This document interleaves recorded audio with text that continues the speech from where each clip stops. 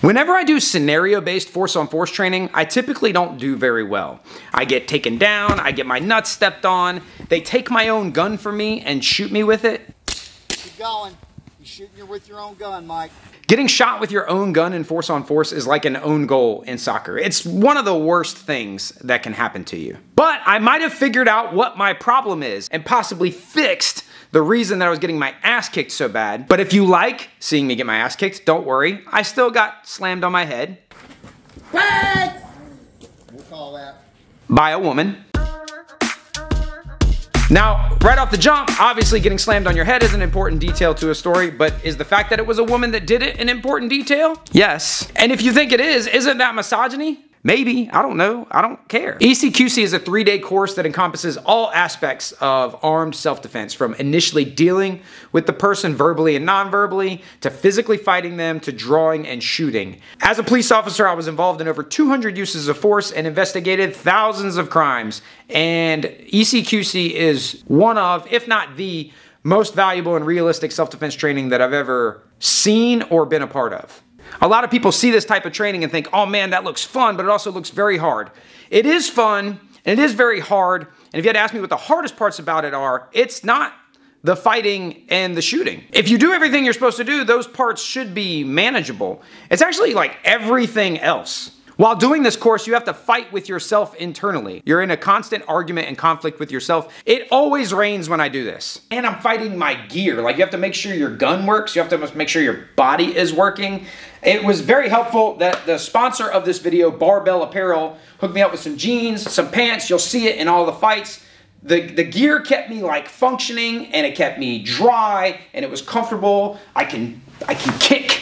These jeans look like jeans and feel like jeans on the outside. A lot of times I've bought lots of jeans that let me do stuff, and they look like jeans but don't actually feel like jeans. They feel like sweatpants, and they don't hold up. These are jeans, and they are durable. It just feels good to have a pair of, During these courses, we are fighting in the rain, in the dirt, against people we don't know. All kinds of stuff goes wrong, but my gear never did. These clothes are all comfortable, durable, and very well made. They also have joggers, t-shirts, athletic wear, hoodies, and right now you get a free stealth hoodie with any order over $99. Those are normally 88 bucks. They're premium hoodies with an athletic fit, they're moisture wicking, odor resistant. Barbell sells out of these things every year, so make sure you grab yours before they're gone. Click the link down in the description below to join Barbell's community of athletes of all types, martial arts, tactical, any type of athlete. And their clothing is backed by a 365 no questions asked guarantee. It'll get you through whatever you need, whether it's really hard training, whether it's a really hard work week, or whether it's an adventure on the weekend. When you call a course Extreme Close Quarters Concepts, there's a lot of words in there and they all have meaning. Concepts, we'll skip that one today. Close quarters, like how close? Are you mounting me again? Play! Yeah! And extreme. Did he put that on there for marketing? Sorry, not I will fucking kill you! No, it was pretty extreme. I've never had trouble getting into character as a bad guy. Pull over here. Yeah, man, I'll pull over. Shut up. Shut up. Pull over here. Okay, yeah, I'm pulling over. You want me to pull over right here? Shut up. I said shut up. You think this is a fucking game? You think this is a fucking game? No game. I will fucking smoke you, dude. I know. This ain't no fucking game. Pull over. I'm pulling over. You see me pulling over? See Give me your shit. All right. Where's your shit at? What do you want? What do you want? You Where's want your a wallet? shit? Huh? What's in the back? I want fucking everything. Give me your shit right now. All right. I got shit in the glove box. You trying to die? Are you trying to die, motherfucker? No dying. Just get your fucking hand off my gun, bitch. Oh, sorry, not. I will fucking kill you. Okay. Give me your shit, all of it now. All the glove box. Give me all of your shit now. Get some in there and some in the glove box. Good stuff. I've been through ShivWorks courses a few times, and the portion where you deal with a person verbally and non-verbally before the fight starts is called Managing Unknown Contacts, or MUC in their system. And I don't ever do well at that. I start slow, I start flat, I let people get too close to me, I engage people in conversations when I shouldn't. I leave ambiguity and room for interpretation in the things I'm saying to the person, which gives them room to move closer or room to question me. And if I'm dealing with them moving closer or listening to questions, I'm not thinking about my actions. That's slowing me down. And I don't know whether it's from being an instructor, whether it's from being like a nice guy, whether it's from being lazy, or maybe I'm just scared of failure. So if I don't try, if I don't try very hard, then if I don't succeed, like it's okay, because look, I wasn't really trying very hard. But when Asia slammed me on my head, I said, you know what, I'm wasting my time and my energy if I'm not going to get serious. I always preach like stop being polite, like stop trying to figure things out, stop trying to have the last word. So there's no reason for the things that you say to be rational or logical or open-ended. So I finally have settled on like a way of talking to people that I don't want to deal with that shuts it all down. Bro, you know where the bar is at? No, I don't know anything. I can't help you. Get away from me. I don't like talking to people. Don't talk to me. Do you have my wallet? I don't have anything that belongs to you. I don't have anything to do with you. I cannot help you. Don't talk to me. My wallet. Yeah, he just robbed me. This guy just robbed me. I didn't rob anybody. I didn't rob her. I didn't take nothing from her. Get away from me. Don't talk to me. Man, get the wallet back, you motherfucker.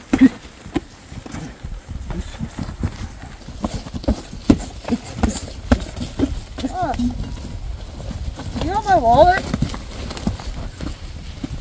Get away from me. Man, what the fuck? Back the fuck up. Back the fuck up. I will shoot you. He's got Get a away gun. from me or I'll fucking shoot you. He's got a gun. Get away from me or I'll fucking shoot you. Back up. He's got a gun? Out of roll. Out of roll. In this scenario, Asia did a wonderful job of role-playing a drunk, and she was very realistic, and she said in the after action that she was never actually going to physically attack me unless I attacked first.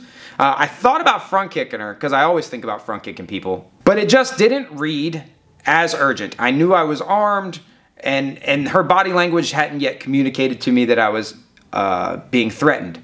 Well, then Dan came along. In the past, I've let Dan and other role players just get way too close to me before I decided to do something. I get jammed up because when you have a gun in your waistband and a guy that's giving you problems and you're in training and you think like, okay, the problem is that it's a gun problem, and if it's not a gun problem, then I don't know a solution. I forget that like I know how to clinch and box and do stand-up grappling. I'm still not good at the ground grappling, obviously. What do you think about that scenario? Like tactically and morally and legally, what do you think? Do you think the punches were warranted? Do you think after I fought him and then drew my gun, do you think that that was a good play? I carried this attitude and mental energy over into the car when it was my turn to go. Bro, she knows. She always knows. She knows everything. No, she doesn't. Just give me the money. Oh, fuck! Are you fucking serious? Yeah, I'm serious. Give me the fucking money. Alright, fucking hold on. Fuck, I knew this shit, man. God damn it. You fucking robbed the wrong motherfucker.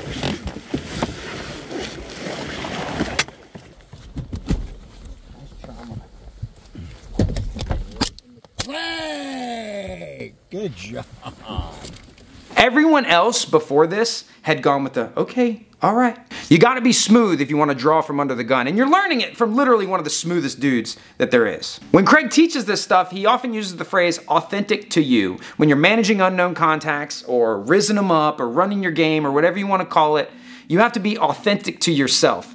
And I'm smooth, but I ain't Craig Douglas smooth. Like, I'm not this smooth. So for me, I thought, if everyone else is being nice and calm and slow in order to get that person to lower their guard. I teach mostly sport-based striking, Muay Thai, boxing, kickboxing. That's mostly what we teach here. And when you feint, you get a person to flinch. But there's also such a thing as a lull, wherein you do something enough times that they no longer worry when you do that. If I do violent animated movements, that will sort of lull him. He'll go, okay, that's a thing that happens. I don't necessarily need to react to it.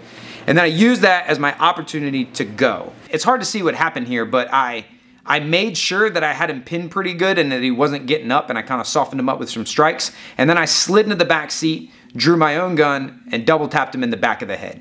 Both of those scenarios went well because I did my stuff. I did what I was supposed to do. Now about this first one, wherein a woman named Asia slams me on my head. Why did that happen? He's nothing. Show me thumbs up, kids. Fair play. Ready? Go! Mike thinks he's a YouTuber. Get him. Get him. He's a bad guy. Come turn, Mike. He's a bad guy. Go. Who you want to pass? Cancel. You quarterback and still Barbell.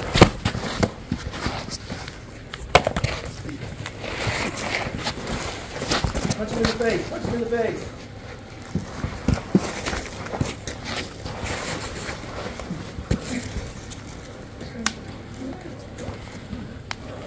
Active moving, Mike. You're stalling. Come on, move, move ballistically.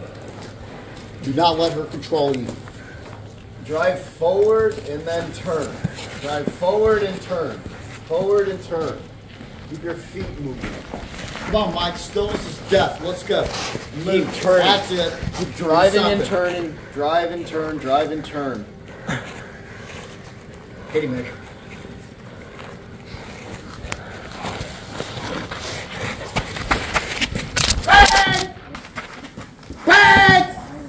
We'll call that. It happened because she trains harder than I do, and she's stronger, faster, younger, and was more aggressive than me during that training. Like it's just that simple. Like she was better. I, on the other hand, am complacent. I don't like grappling. I concede positions. I'm more concerned about losing the gun. So when I got turned over here, the gun started to come out and she was trying to take it from me, and then it was jammed up in my shirt. So now I'm with my head stuck between her legs and one hand fighting the gun, the other hand, I don't really know what to do. You do have to fight over the gun, but you also have to get up, and I just wasn't trying to get up. Asia's a warrior, and she did warrior shit on me. She smoked me later. Are you guys friends? You know what? I told you guys. What the fuck? That's completely uncalled for. You got me in my fucking face, man. No shit. Back up. Back up. Back up. Stop hitting people, man. What the fuck's wrong with you? You're coming on to me, dude. I don't want to be with either one of you.